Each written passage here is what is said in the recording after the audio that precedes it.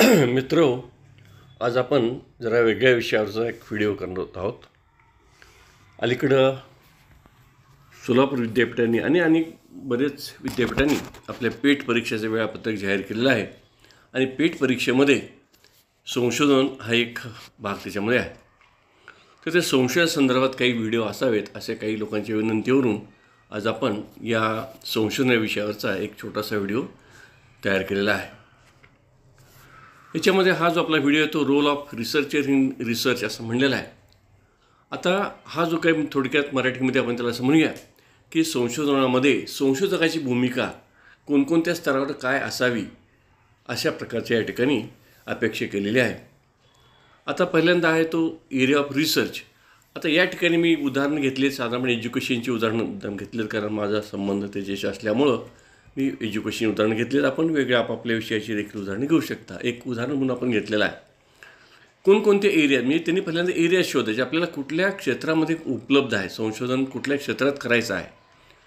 तर ह्या जर आपण शिक्षण क्षेत्र जर घेतलं तर पहिला एरिया तुझा टीचिंग लर्निंग, म्हणजे अध्यापन जे काय आहे वर्गातलं ते अध्यापनामध्ये कुठं संशोधन करता येतं. म्हणजे कसं टीचिंग, वेगवेगळ्या टीचिंग मेथड्स असतील, त्या अध्यापन पद्धतीची परिणामकारकता असेल, विद्यार्थी अध्ययन कसं करतात, अध्ययन शैली असतील त्याची परिणामकारकता असेल, त्याचा एकमेकांशी संबंध असेल, वेगवेगळी समजा साधनं आपण अध्यापनाचं वापरली तर त्याचा काय परिणाम होतो, अशा प्रकारचा परिणाम आपल्याला पाहता येतो.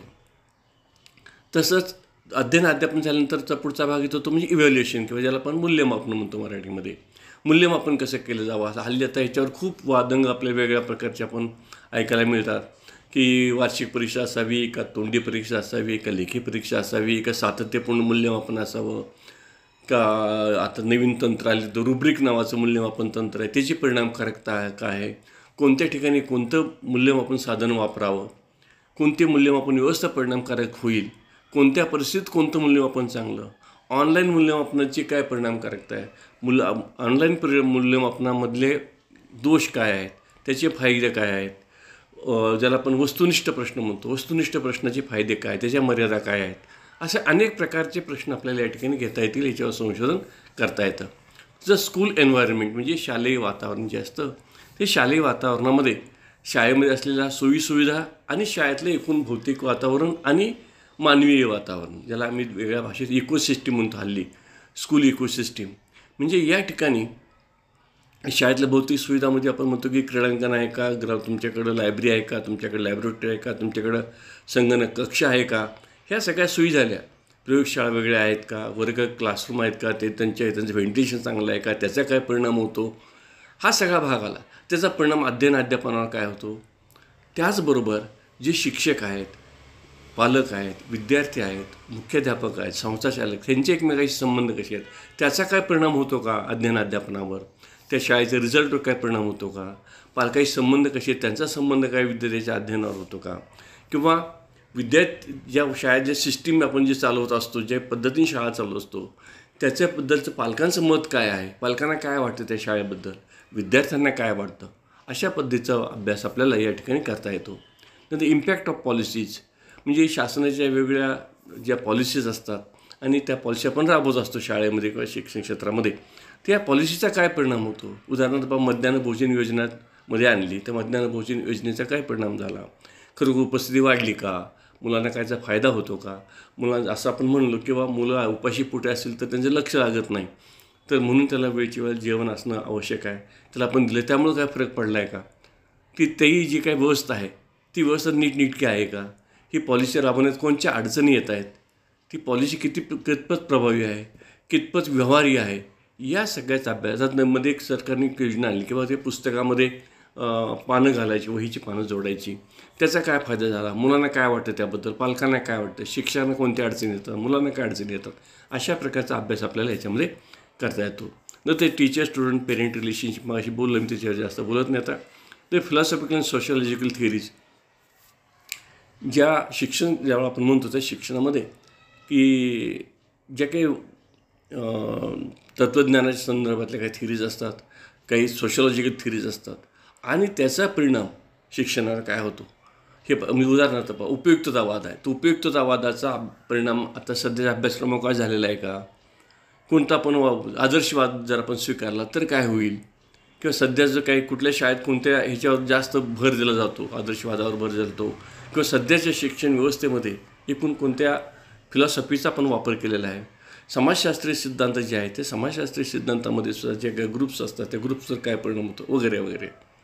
तर सायकोलॉजिकल प्रॉब्लेम, काही मानसशास्त्रीय काही समस्या असतात, मग ते विद्यार्थी असतील, शिक्षकाचे म्हणजे मानसिक आरोग्य असेल शिक्षकाचं, त्याचा परिणाम त्यांच्या अध्यापनावर होतो का, विद्यार्थ्यांच्या अध्ययनामध्ये त्यांच्या मानसिक स्थितीचा काय परिणाम होतो का, विद्यार्थ्यांचं मानसिक आरोग्य चांगलं राहण्यासाठी काय करायला पाहिजे, अशा काही वेगळ्या अडचणी असतात. वर्गामध्ये जी काही मतिमंद मुलं असतात किंवा काही गतिमंद मुलं असतात त्यांचे प्रॉब्लेम्स काय होतात, त्यांचा परिणाम दुसऱ्या मुलांच्यावर काय होतो, अशा प्रकारचे काही प्रश्न त्याच्यासुद्धा आपल्याला अभ्यास करता येतो. नंतर प्रशासन व्यवस्था, म्हणजे जी शाळेची प्रशासन व्यवस्था असते, म्हणजे शासन आहे, मुख्याध्यापक आहे, शिक्षक आहे, पर्यवेक्षक आहे, शिक्षक आहेत वगैरे वगैरे, आणि मग त्या प्रशासनाची जी काही व्यवस्था आहे त्याच्यामधले काय त्रुटी आहेत का, की शासनाच्या काही नियमामध्ये जे शासन जे राबवतं, उदाहरणार्थ पहा प्राथमिक स्तरावर जर आपण विचार केला तर आपल्याला असं असतं की शिक्षणाधिकारी आहे, ED आहे, त्याच्यानंतर मग केंद्र प्रमुख आहे, त्याच्यानंतर मुख्याध्यापक आहे, त्याच्यानंतर शिक्षक आहे वगैरे, अशी एक शिडी आहे. मग कुठली व्यवस्था, त्या कुठल्या व्यवस्थेमध्ये कुठला कमकुवत दुवा कोणता आहे, तो कसा सुधारता येईल, काय परिणाम करता येईल का, त्यांचा परस्पर संबंध कसा आहे, त्याची परिणामकारकता आहे, अशा प्रकारचा अभ्यास आपल्याला या ठिकाणी करता येतो. हे जरी खरं असलं तरी एरियामध्ये संशोधकाची भूमिका फक्त ते एरिया निवडण्यापुरती आहे.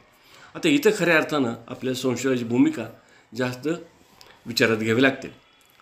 आता या ठिकाणी जे मला संशोधन घ्यायचं आहे, संशोधनाची भूमिका कशी असली पाहिजे पहा.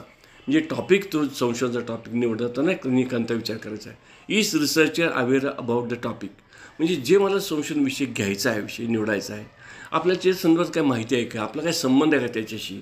जर आपले जे संबंध नसेल तर आपण कशाला घ्यावा, आपल्याचा पूर्वाभ्यास जर नसेल तर विषय घेऊ नये.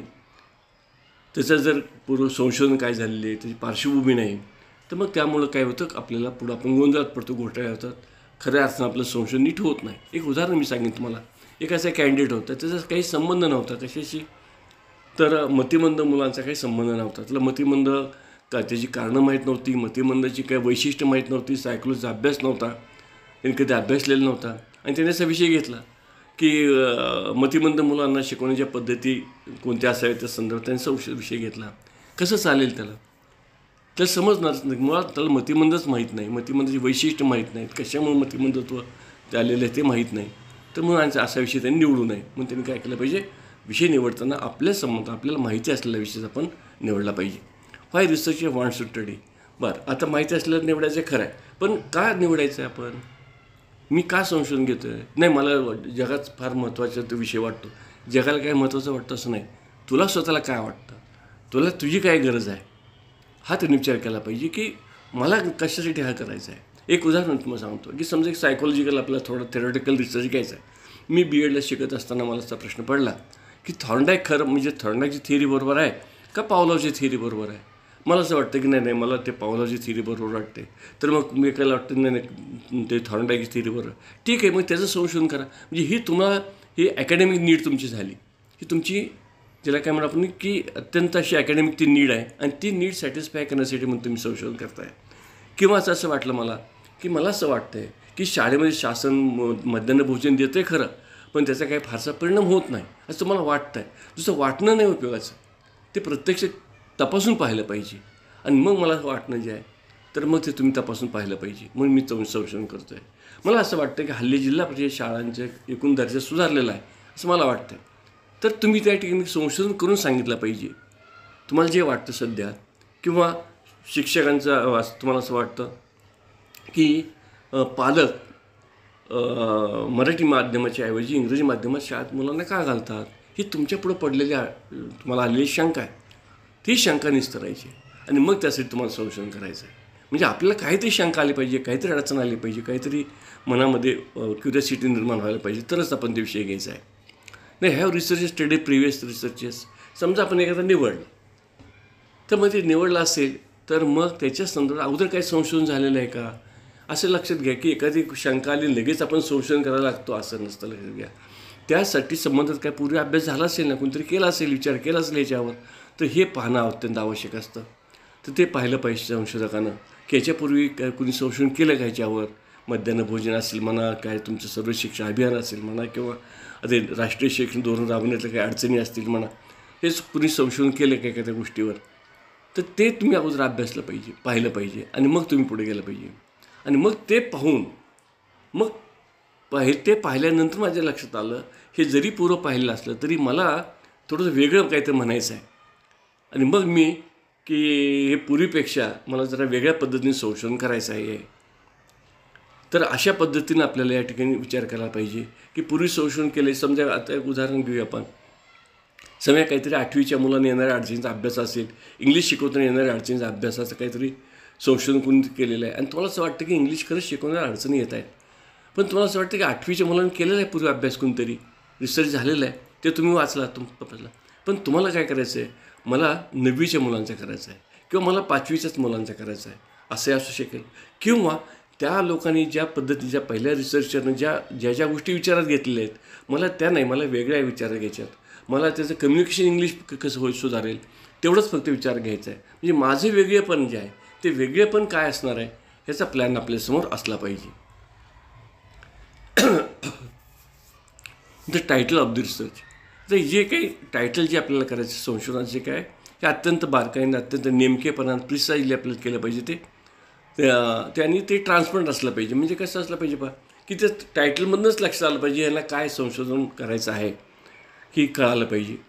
आणि इज द ट्रान्सपरंट, म्हणजे ते ट्रान्सपरंट असलं पाहिजे. म्हणजे मी जे विषय घेतलेला आहे की ते टायटल वाचलं की दुसऱ्यांनी त्याला कळलं पाहिजे की हा मनुष्य काय करू इच्छितो आहे, किंवा त्या थिसिसमध्ये काय लिहू इच्छितो आहे हे त्यांना कळालं पाहिजे. ते नेमकं असलं पाहिजे, अगदी नेमकेपणानं मांडलेलं असलं पाहिजे. फार मोठे वाक्य केलं तरी अर्थ कळायलाच वेळ लागतो की काय म्हणतो आहे हा रिसर्चर, तर असं असता का म्हणजे अत्यंत ते नेमकेपणानं केलं पाहिजे. नंतर नीड ऑफ द रिसर्च. मग जसं म्हणलं तुम्हाला की संशोधकाला का संशोधनाची गरज वाटली ती लक्षात घेतली पाहिजे संशोधकांनी. मी म्हणलं तुम्हाला एखादा प्रॉब्लेम खूप जगामध्ये खूप महत्त्वाचा आहे. मराठी माध्यमातून शिकणं, मातृभाषेतून शिकणं फार महत्त्वाचं आहे, हे सगळ्या जगाला माहीत आहे. आणि तो मोठा प्रॉब्लेम आहे, देशापुढं प्रॉब्लेम आहे, राज्यापुढं प्रॉब्लेम आहे, सर्वसामान्य माझ्यापुढं प्रॉब्लेम आहे. पण तुम्हाला काय प्रॉब्लेम आहे त्याचा, तुम्हाला काय त्याची गरज वाटलेली आहे, तुमची नीड काय त्याच्या संदर्भातली, ते लिहिलं पाहिजे तुम्ही. काय होतं बरंच किंवा असं विचार केला पाहिजे त्याचा. म्हणजे संशोधन ही काही गंमत काहीतरी करायची आहे असं गोष्ट नाही, लक्षात घ्या. ही अत्यंत ॲकॅडमिक गोष्ट आहे, अत्यंत कष्टदायी गोष्ट आहे, कष्टाने करायची गोष्ट आहे, अत्यंत लेबोरियस वर्क आहे सगळं, हे लक्षात घ्या. स्टुडियस काम करायचं आहे आपल्याला. आणि म्हणून हे करत असताना खूप विचार करायचा आहे. माझी गरज काय आहे, माझी गरज संशोधनाची ही आपल्याला नक्की असली पाहिजे. आणि ती गरज दूर किंवा अडचण जी आहे ती अडचण दूर करण्यासाठी म्हणून मी संशोधन करतो आहे, असा प्रकार आहे. मग what type of need researcher felt, म्हणजे त्याला रिसर्चरला ती गरज का वाटलेली आहे. म्हणजे तुम्हाला समजा पर्यावरणाचा काही अभ्यास करायचा तुम्हाला, मग पर्यावरण फार महत्त्वाचं आहे वगैरे वगैरे, ठीक आहे. काय महत्त्वाचं असेल, मला काय अडचण आहे, मी शाळेत शिक्षक आहे, मला काय संबंध आहे पर्यावरणाची, मला कुठं अडचण येते त्याची. तर मला माझी अडचण काय आहे, मी समजा 11वी-12वीला शिकवतो आहे की पर्यावरण शिकवतो आहे, आणि मग मला पर्यावरण शिकवताना काय अडचण येते आहे, मुलं त्या तिकडे लक्ष देत नाहीत असं मला वाटतं आहे. म्हणून मी हा विषय घेतलेला आहे संशोधनासाठी. की मला असं वाटतं की पर्यावरणासाठी जे आम्ही प्रोजेक्ट देतो ते प्रोजेक्ट मुलं काही फारसं गांभीरपणे करत नाहीत असं वाटतं आहे मला. किंवा मी शिकवल्यानंतरसुद्धा मुलं जसं तुम्हाला वागणं अपेक्षित आहे मुलांनी बाहेर शाळेत वर्गातून गेल्यानंतर तशी वागत असं तुम्हाला वाटतं आहे, मग तसं होऊ नये म्हणून मला संशोधन करायचं आहे. अशा पद्धतीने विचार केला पाहिजे आपल्या नीडचा. आणि हाऊ रिसर्चर ट्राय टू, म्हणजे मग संशोधकांनी काय करायचं आहे की हे माझं संशोधन केल्यामुळं की कसं मला या ठिकाणी याची मदत होणार आहे. मी हा जर संशोधन केलं तर ते संशोधन केल्यानंतर त्याचा उपयोग माझ्या गरजपूर्तीसाठी कसा होणार आहे किंवा माझी अडचण कशी दूर होणार आहे हे संशोधकांनी ठरवलं पाहिजे. नंतर मग संशोधनाचं महत्त्व, जे मी संशोधन करतो लक्षात घ्या. मग म्हणलं तुम्हाला मी की ही केवळ स्वांत सुख आहे अशीच नुसती गोष्ट नाही आहे, मला वाटली गंमत म्हणून संशोधन केलं असं होत नसतं. लक्षात घ्या, हे संशोधन आपल्याला जास्त ते सगळ्यांना उपयोगी पडलं पाहिजे. कारण मी म्हणलं तुम्हाला की खूप कष्टदायी गोष्ट आहे, आर्थिक खर्च असणारी गोष्ट आहे, कष्ट नंतर बौद्धिक कष्ट लागतं त्याला. वेळ खाणारी गोष्ट आहे. मग एवढं जर करायचं तर त्याचा उपयोग व्हायला पाहिजे ना, किंवा तुम्हाला तर उपयोग व्हायलाच पाहिजे, पण समाजाला देखील उपयोग व्हायला पाहिजे. मग समाजाला कसा उपयोग होणार आहे, माझ्या संशोधनाचा उपयोग कसा होणार आहे, हे संशोधकांनी विचारात घ्यायचं आहे.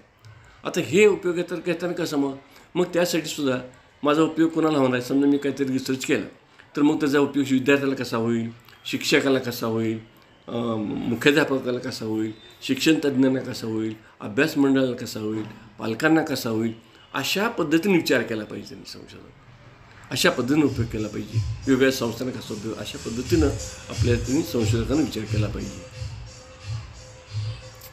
आता संशोधनामध्ये काही महत्त्वाचे टर्म्स असतात, ह्या सगळ्या संशोधन लक्षात घेणं अत्यंत आवश्यक असतं. एक म्हणजे टर्म असते ते अझम्पशन्स किंवा गृहीतकं. आपण जेव्हा संशोधन करतो त्यावेळेला संशोधकांनी काही गोष्टी गृहीत धराव्या लागतात, लक्षात घ्या, त्याशिवाय आपल्या पुढे जाताच येत नाही. तर ही अझम्पशन जे आहेत, हे अझम्पशन्स म्हणजे काय, एक उदाहरण मी तुम्हाला सांगतो, म्हणजे पटकन लक्षात, आणि ते का घ्यावे लागतात ते. समजा मला असं एक घ्यायचं आहे, एक विषय घ्यायचा आहे की 6वीच्या मुलांना किंवा 5वीच्या मुलांना अपूर्णांकाची बेरीज, म्हणजे पूर्णांकयुक्त अपूर्णांकाची बेरीज त्याला करता येत नाही, त्या संदर्भात मला काहीतरी संशोधन करायचं आहे. आता हे मला संशोधन करायचं आहे, पण मी माझं अझम्पशन काय आहे, तर 5वीमध्ये त्याला पूर्णांकयुक्त अपूर्णांक माहीत आहेत, हे माझं अझम्पशन आहे. आणि ते जर अझम्पशन जर नसेल तर मला त्याची बेरीज येते का नाही, हा पुढचा भाग मी कसा विचारणार त्याला. म्हणून काही गोष्टी गृहीत धरल्या जातात. जसं आपण म्हणतो ना की जेव्हा 6वीतला मुलगा आहे म्हणजे तो 5वी पास झालेला आहे, किंवा जेव्हा आपण असं म्हणतो की या पुस्तकातल्या मुलं आहे अमक्या गोष्टीवर संशोधन करायचं आहे, तेव्हा आपण असं गृहीत धरतो की त्या शाळेमध्ये पुस्तकं लावलेली आहेत. म्हणजे समजा एखाद्या आपल्या इंग्लिश मिडियम शाळेमध्ये जाणार असो, तिथं काही करणार असो, तर त्या ठिकाणी आपल्याला काय होईल लक्षात घ्या,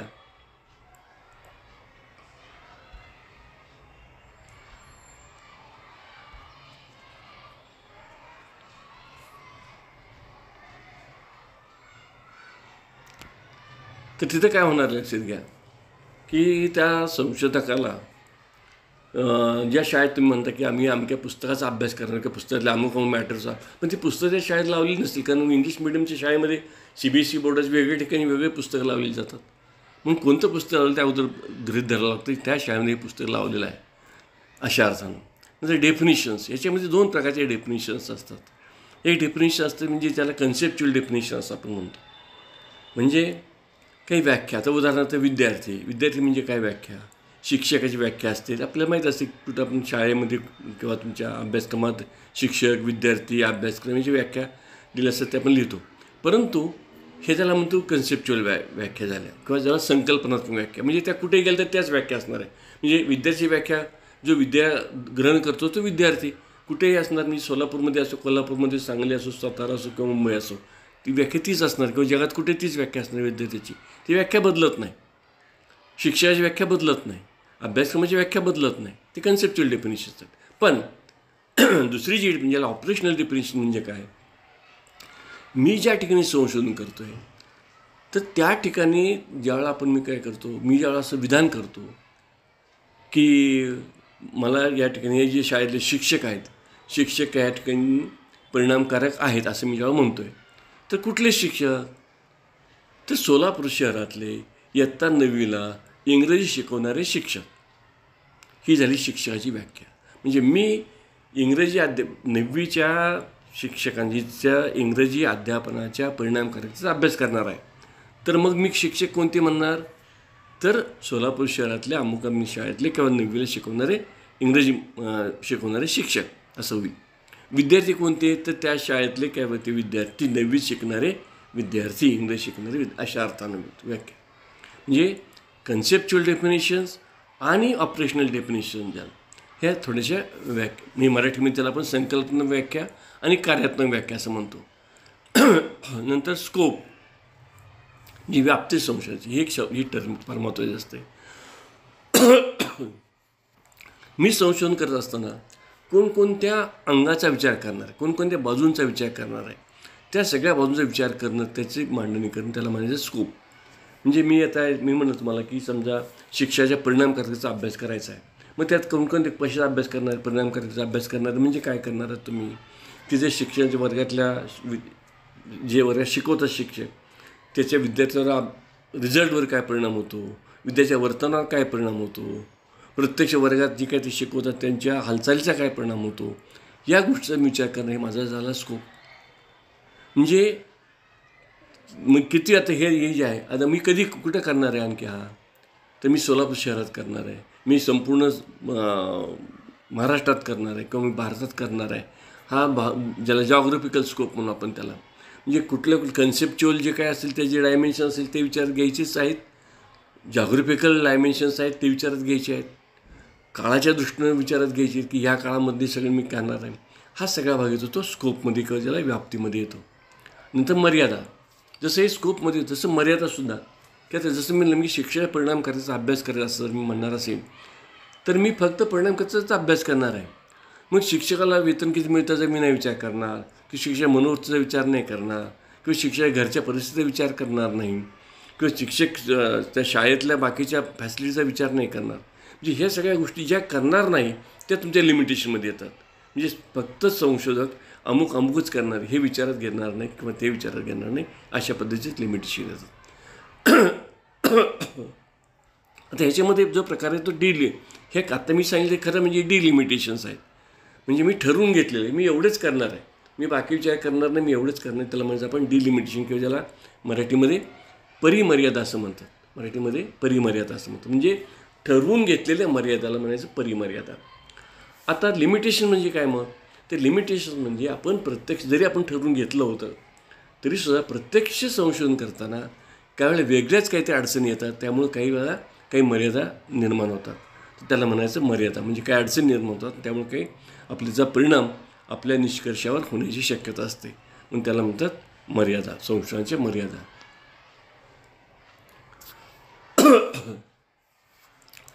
नंतर संशोधनामध्ये जो भाग असतो एक महत्त्वाचा घटक असतो म्हणजे रिव्ह्यू ऑफ प्रिव्हियस स्टडीज. म्हणजे रिसर्चची भूमिका काय असली, मी जे सांगतो तुम्हाला ते त्या स्टेजला रिसर्चरची भूमिका, संशोधकाची भूमिका काय असावी याबद्दल बोलतो मी तुमच्याशी. Is researcher aware about his field of study. म्हणजे तो मुळात म्हणजे संशोधक जो आहे त्याला आपल्या जो काही त्यांनी प्रोजेक्ट घेतलेला आहे किंवा जे प्रकल्प घेतलेला आहे किंवा संशोधन विषय घेतलेला आहे त्याच्या संदर्भात त्याचं पूर्वीचं काही ज्ञान आहे का. What type of references has given. म्हणजे संशोधकांनी काय करायचे की वेगवेगळे संदर्भ, म्हणजे केवळ संशोधनच नव्हे तर काही याच्याबद्दल लेखन प्रसिद्ध झाले असेल तर ते संशोधक जे आहे त्या संशोधकांनी किती वाचलेलं आहे, किती त्या ठिकाणी केलेलं आहे ह्याचा विचार त्या ठिकाणी करायचा त्यांनी आणि त्यांनी द्यायचा आहे. कारण ते वाचतानासुद्धा आपल्याला मी म्हणलं प्रत्येक वेळेला प्रत्येक गोष्टी संशोधन झालेलं असेल नाही, काही वेळेला लिहिलेलं पुस्तक तुम्हाला सापडेल काही मॅटर तर त्याचाही आपला आधार घ्यायचा असतो, त्यासाठी रेफरन्स द्यायचे असतात. ना how many researches have been studied by researcher. अशी किती संशोधन तुम्ही अभ्यासली, मग तुम्ही मराठीतली अभ्यासली, इंग्रजीतली अभ्यासली, भारतीय ह्याच्यातली UGCच्या जर्नलमधली अभ्यासली किंवा पाश्चात्य काही याच्यामधले तुम्ही अभ्यासलीत का, तर त्याचा उल्लेख त्यांनी किंवा ते अभ्यासावीत अशी अपेक्षा असते, लक्षात घ्या.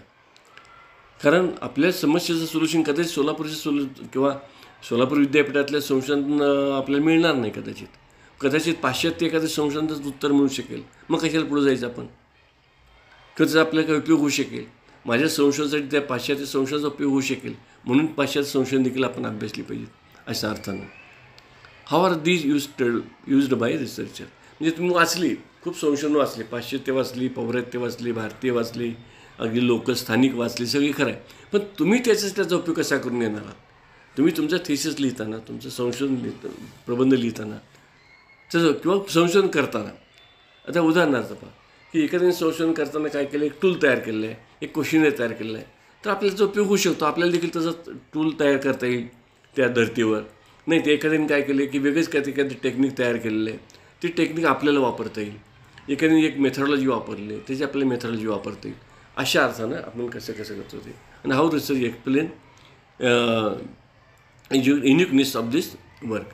म्हणजे स्वतः आता हे सगळं झालं, पण आपलं जे संशोधन आहे हे जे पूर्वीचं संशोधन आहे त्याच्यापेक्षा वेगळे कसं आहे हे संशोधकाला सांगता आलं पाहिजे, फार महत्त्वाचा भाग आहे, लक्षात घ्या. तर मेथडॉलॉजीच्या बाबतीत काय घ्यायचे, select the appropriate method and give the rational of the selection.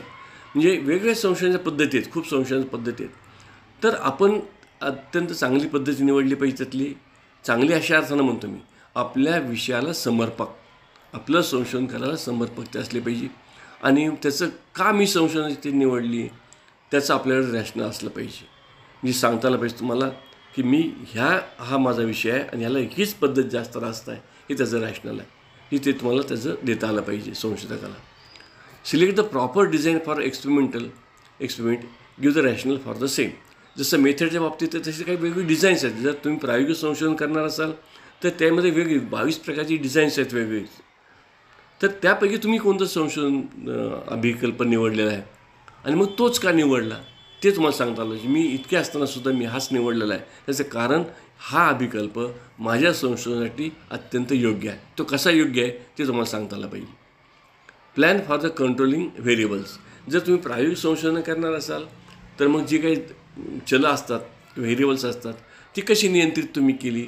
जसं आपण म्हणलं, समजा एखाद्या शिक्षकाच्या परिणामकारकतेचा अभ्यास आपल्याला करायचा असेल आणि आपण म्हणलं की आमच्या शिक्षकांनी शिकवल्यामुळं त्या मुलांच्या खूप प्रगती झाली, पण तो मुलगा बाहेर ट्युशनला जातो. तिचं मुलं बाहेर ट्युशनला जात असतील तर ते जे शेवटी तुम्ही टेस्ट घेतली होती त्या टेस्टच्या रिझल्टवर ते ट्युशनच्या शिक्षकाचा देखील परिणाम येईल. मग ते तुम्ही कसं कंट्रोल केलं. फक्त शिक्षकाच्याच अध्यापनाचा तुम्हाला विचार करायचा आहे, कारण मग ते जे आहे व्हेरिएबल तर ते कसं कंट्रोल करणार ते त्याचा तुम्हाला विचार करायचा असतो. How you select the sample. तर तुम्ही सॅम्पल कसं घेणार. वेगवेगळ्या प्रकारच्या सॅम्पलिंग पद्धती असतात.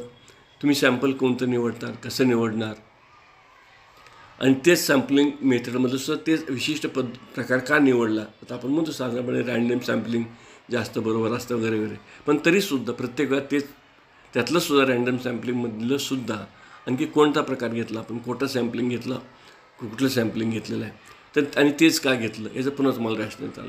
नंतर साईज ऑफ द सॅम्पल आणि ते पुरेसं आहे का. आपण जे साईज घेतो, समजा सर्वे करायचा आहे आणि साईज घेतला आहे किती 30 आणि 50, हे नाही साईज होणार ना बरोबर. तर पुरेसं आहे का. कारण जेवढा तुमचं सॅम्पल जास्त असेल तेवढं तुमची येणारे निष्कर्ष हे थोडे जास्त, त्याची विश्वसनीयता वाढण्याची शक्यता जास्त असते. जर तुम्ही सॅम्पलच छोटा घेतला तर कदाचित त्याची विश्वसनीयता कमी होण्याची शक्यता निर्माण होते. What type of tools are going to be used. तुम्ही कोणत्या प्रकारे साधनं वापरणार आहात आणि ती जी साधनं जी वापरणार आहात तर ती साधनं स्टँडर्ड आहेत का.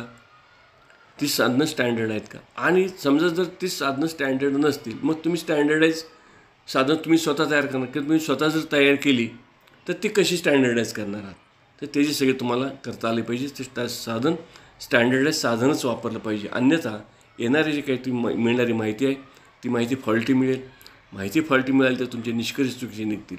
आणि म्हणून आणि how he has describe his procedure. त्यांनी सगळी जी प्रोसिजर जी आहे ती प्रोसिजर कशी व्यवस्थित डिस्क्राईब केली किंवा नाही. तर ॲनालिसिस आणि इंटरप्रिटेशन पुढचा भाग येतो. त्याच्यामध्ये माहिती गोळा केली आम्ही, वेगवेगळ्या साधनांना माहिती गोळा केली. Use appropriate statistics to analyse. म्हणजे माहिती गोळा झाल्यानंतर आपण काय करतो, स्टॅटिस्टिक्सचा वापर करून ती माहिती ॲनालाइज करतो. म्हणजे मग शेकडेवर असेल, काय तुमचं सेंट्रल टेंडन्सी असेल, व्हेरिएबिलिटी असेल किंवा तुमचं टी टेस्ट असेल वगैरे वगैरे, एफ टेस्ट असेल, वेगळ्या आपल्या माहितीला आपले मुळात आपली उद्दिष्ट कोणती होती आणि आपल्या उद्दिष्टाच्या अनुषंगानं आपल्या माहितीचं विश्लेषण करण्यासाठी कोणतं स्टॅटिस्टिक जास्त ॲप्रोप्रिएट आहे ते आपण वापरलं पाहिजे. आणि नंतर ते स्टॅटिस्टिक्स वापरलं तर मग ते जे काही निष्कर्ष येतील ते आपल्या ह्याच्याशी म्हणजे आपली जी काही उद्दिष्ट आहे ते उद्दिष्टाशी कशी समरूप आहेत किंवा कशी सुसंगत आहेत ते आपल्याला सांगता आलं पाहिजे. If you want to take help of computer expert then you have to explain your objective. काय बऱ्याच वेळा अलीकडे काय होतं की आपण कॉम्प्युटरवाल्याकडनं किंवा संगणक तज्ज्ञाकडून किंवा ॲनालिस्टिस जे असतात खाली प्रोफेशनल त्यांच्याकडून देखील माहिती ॲनालिसिस करून घेतो. पण हे करत नाही, चूक हमखास होऊ शकते की आपण फक्त माहिती त्याच्याकडे देतो आणि आम्हाला ॲनालिसिस करून देतो. त्याच्याकडे खूप माहिती वेगळ्या पद्धतीने तो तुम्हाला ॲनालिसिस करून देईल. तुम्हाला कोणत्या प्रकारे ॲनालिसिस पाहिजे म्हणून तुमचे ऑब्जेक्टिव्ह त्याला सांगितले पाहिजे की माझी उद्दिष्ट ही आहेत आणि ह्या उद्दिष्टा अनुषंगानंच मला माहिती विश्लेषण करून दे. अन्यथा खूप प्रकारचं विश्लेषण केलं मग खूप प्रकारचं विश्लेषण तुम्ही तुमच्या ह्याच्यात घेण्याचा काहीच अर्थ नाही. Use proper maps, charts and graphs. हे जे काही वेगळे मॅप्स असतात, चार्ट्स असतात, ग्राफ्स तुमची जे माहिती इंटरप्रिटेशन करण्यासाठी वापरले पाहिजेत. बऱ्याच वेळा काय होतं, प्रश्न असतो होय नाहीच आणि त्याला सुद्धा तुम्ही ग्राफ वापरता. गरज नाही ना.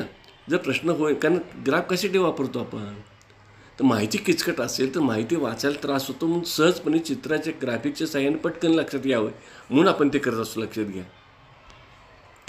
आणि म्हणून या ठिकाणी आपण काय करायचं आहे की ग्राफ वापरताना की कुठं ग्राफ वापरायचा आहे, नंतर कोणता वापरायचा आहे, तुमचा हिस्टोग्राम वापरायचा आहे का तुमचा पॅरलल नॉर्मल प्रोबॅबिलिटी कर्व वापरायचा आहे, कोणता वापरायचा आहे आपल्याला, तर ते आपल्याला ठरलं पाहिजे. किंवा पाय डायग्राम वापरायची, कोणती सोयीचं आहे आपल्याला ते विचार करावा लागतो. डोंट ट्राय टू मॅन्युलेट, आणि डाटा कुठल्याही पद्धतीनं मॅन्युलेट करणं अपेक्षित आहे. न समरी कन्क्ल्युजन रिकमेंड हा शेवटचा भाग आहे तुमच्या संशोधनाचा. त्यामध्ये conclusion should be related to objectives. तुमचे जे निष्कर्ष येतात ते निष्कर्ष आहेत ते तुमच्या ऑब्जेक्टिव्हशी रिलेटेड असले पाहिजेत. बऱ्याच वेळा काय होतं, आपण प्रश्नावली करतो, त्याचे उत्तर घेतो आणि त्या प्रश्नावलीचे उत्तर म्हणजे निष्कर्ष नाही. तर आपले जे उद्दिष्ट काय, त्या उद्दिष्टाच्या अनुषंगानं त्या प्रश्नातले काय प्रश्न उत्तर असतील तेवढीच त्याची कन्क्ल्युजन असतील, बाकी ती माहिती फालतू माहिती असेल. You have to test your hypothesis. जर तुम्ही हायपोथेसिस हे केली असेल तर तुम्हाला काय करायला लागेल, हायपोथेसिस टेस्ट करावं लागेल. आणि नंतर कन्क्ल्युजन शुड बी प्रिसाईज, अत्यंत नेमकेपणाने मांडले पाहिजेत. Correct in nature and drawn from the data. तुमच्या माहिती जी तुम्ही माहिती मिळवली त्या माहितीच्या आधारानंच तुम्ही निष्कर्ष लिहिले पाहिजेत. आपल्या मनाला वाटलं मध्येच की म्हणून त्यात एखादं दुसरं घातलं, शिक्षणाचे पगार वाढवावेत वगैरे असलं काय त्याच्यात घालायचं काही कारण नाही. तर तुम्हाला त्या तुमच्या प्रश्नावलीत काय प्रश्न होते, त्या प्रश्नावलीत काय माहिती मिळाली, तर त्याच्या आधारानंच फक्त तुम्हाला हे लिहावं लागेल. आणि रिकमेंडेशनसुद्धा त्याच्या आधारानंच तुम्हाला द्यायला लागतील. जे तुमच्याकडे कन्फ्युजन आले त्या आधारानंच द्या. आता एक ठिकाणी सुद्धा उदाहरण काय होतं ते की शिक्षणाची परिणामकारकता कमी आली समजा, असं दिसून आलं तुम्हाला, तर तुम्ही सांगा शिक्षणाचे पगार वाढवा आहेत. तुम्हाला कोणी सांगितले का, तुम्ही विचारलं होतं का की तुमचे पगार कमी असल्यामुळे तुमच्या परिणाम होतो का, असं विचारलं आहे का, त्यांनी त्यात होय म्हणलं आहे का, अशा होय म्हणणारी संख्या जास्त आहे का, तर मग तशी शिफारस करता येईल, अन्यथा नाही. म्हणजे आपण ज्यावेळेला देतो रिकमेंडेशन्स त्यावेळेला ते आपल्या कन्क्ल्युजनशी रिलेटेडच असले पाहिजे, कुठले द्यायचे नाहीत. तर suggestion should be related to limitation of our study. आता आपण जसं संशोधन केल्यानंतर असं वाटतं आपल्याला की मी हे संशोधन केलं आहे, मी 9वीच्या बरोबर केलं आहे किंवा अमुक गोष्टीवर केलं आहे, पण ह्याच्यात ह्या वेगळ्या क्षेत्रावर देखील करणं आवश्यक आहे. जे आपण मगाशी लिमिटेशनमध्ये म्हणलं होतं की मी फक्त एवढंच केलेलं आहे, मी एवढाच विचार केलेला आहे, पण आणखी विचार करणं आवश्यक आहे ना. तर पुढच्याला मग हे सांगायचं, आपलं सजेशन द्यायचं असतात की बाबा पुढच्या संशोधन ज्याला करायचं असेल त्याने अमुक विषयावर संशोधन करायला हरकत नाही, 9वीच्या वर्गावर काय हरकत नाही, 10वीला करायला हरकत नाही, किंवा आणखी कुठल्या टॉपिकवर करायला हरकत नाही, अशा अर्थानं write down the discussion about our conclusions and previous researches. आणि शेवटी माझं संशोधन जे आहे, संशोधनाचं तुम्ही डिस्कशन असं लिहिलं पाहिजे की पूर्वीची जी संशोधन होती त्याचे आलेले निष्कर्ष आणि माझे आलेले निष्कर्ष ह्याची थोडीशी तुलनात्मक चर्चा शेवटी त्यांनी लिहिणं अपेक्षित असतं. आणि शेवटी ह्या माझ्या संशोधनाचं शिक्षण क्षेत्राला योगदान काय आहे हे लिहिणं आपल्याला अपेक्षित असतं. आता हे सगळं झालं, तुमचा थेसिस झाला, तुम्ही सबमिट केला, एक्झामिनरकडे गेला, एक्झामिनरकडे तपासून आला, आणि आता तो शेवटची स्टेज म्हणजे व्हायवा. आता व्हायवाला कसं असलं पाहिजे की रिसर्चरनं तो कॉन्फिडंट असला पाहिजे, त्यांनी पूर्ण अगोदर तयारी करून गेलं पाहिजे, पूर्ण वाचलं असलं पाहिजे थेसिस, त्याची समरी वाचली पाहिजे नीट. Read thoroughly your thesis before viva. अत्यंत बारकाईने सगळं वाचा. नंतर use PowerPoint presentation carefully. आता का म्हणले केअरफुली, बऱ्याच वेळा असं होतं की तुम्ही तिथून ते त्याचे जे काही तुमची समरी असते ते काढून आणलेली असते आणि तीच समरी तुम्ही सगळी ती ह्याच्यावर घेता स्लाईडवर आणि सगळं वाचत जाता. सगळं वाचणं हे आम्हाला अपेक्षित नाही, कारण वाचता तर आम्हाला येतं, दुसऱ्यालाही वाचतं, रेफरीला वाचता येतच की, तुम्ही सुद्धा वाचता, ते वाचायचं नाही. लक्षात घ्या, तुम्ही फक्त या ठिकाणी काही पॉईंट्स तिथं द्या आणि त्या पॉईंटचं एक्सप्लेनेशन फक्त तुम्ही द्या. सगळे मॅटर तिथे घ्यायची नाही. आता एका स्लाईडवर फार 5 किंवा 6 ओळी असाव्यात आणि ते मुद्दे फक्त असावेत आणि त्याचं एक्सप्लेनेशन मात्र तुम्हाला तोंडी करता आलं पाहिजे. Avoid writing full synopsis on slide. म्हणजे सगळे सिनॉप्सिस तुमच्या स्लाईडवर ते लिहिणं अपेक्षित नाही. आणि don't read each and every word from slide. प्रत्येक स्लाईडवर प्रत्येक ओळ वाचणं आम्हाला अपेक्षित नाही. आणि जर समजा चूक झाली आपल्याकडनं, एखादी चुकीची माहिती गेली असेल किंवा चुकीचं बोललं असेल आपण, तर सॉरी म्हणून पुढं चला. आणि डोंट मिस वर्ड. म्हणजे अजिबात चुकीच्या गोष्टी बोलू नका, चुकीची माहिती सांगू नका आणि चुकीचं वर्तनही करू नका. एवढं केलं तर कुठल्याही वाममार्ग ज्याला म्हणतो आपण, की वेगळ्या पद्धतीनं त्या रिसर्चरला, तुमच्या रेफरीला म्हणा, तुमच्या गाईडला म्हणा, प्लीज करण्याचा बिलकुल प्रयत्न करू नका तुम्ही. थँक्यू.